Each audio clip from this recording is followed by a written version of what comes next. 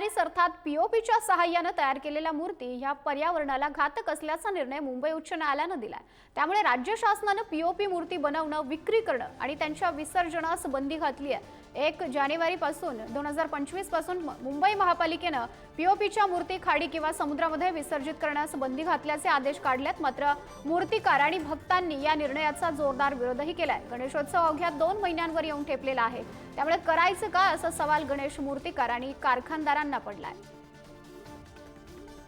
पीओपीची बंदी जी आलेली आहे त्याच्यामुळे खूप थोडासा ताण आलेला आहे, कारण की दरवर्षीप्रमाणे आम्ही जे पीओपीचं काम करतो त्याच्यामध्ये जे आमचे थोडेफार पैसे निघतात, बट हे मातीचा मूर्तीच महाग असल्यामुळे परत टाईम जातो, त्यामुळे त्या सगळ्या गोष्टी अरेंज करणं म्हणजे खूप अवघड आहे यावर्षी।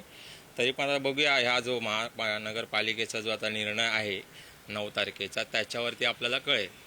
मूर्ती कोणती घेऊ हे विचारून स्पष्ट असं झालं नाही क्लिअर, कारण सरकारच्या नियमावर थांबलो आहे महानगरपालिकेच्या, की प्लॅस्टर ऑफ पॅरिस आहे 9 तारखेच्या डिसिजनवर, की प्लॅस्टर ऑफ पॅरिस घ्यावा की शॅडो मातीचा घ्यावा।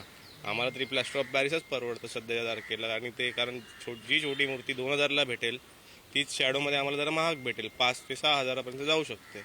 आणि जर 9 तारखेपर्यंत हा जर निर्णय गेला तर त्याच तारखेला ती जी 2000ची प्लॅस्टर ऑफ पॅरिसची मूर्ती ती 4000पर्यंत पण जाऊ शकते, म्हणून ते आम्हाला तितकं परवडणार नाही।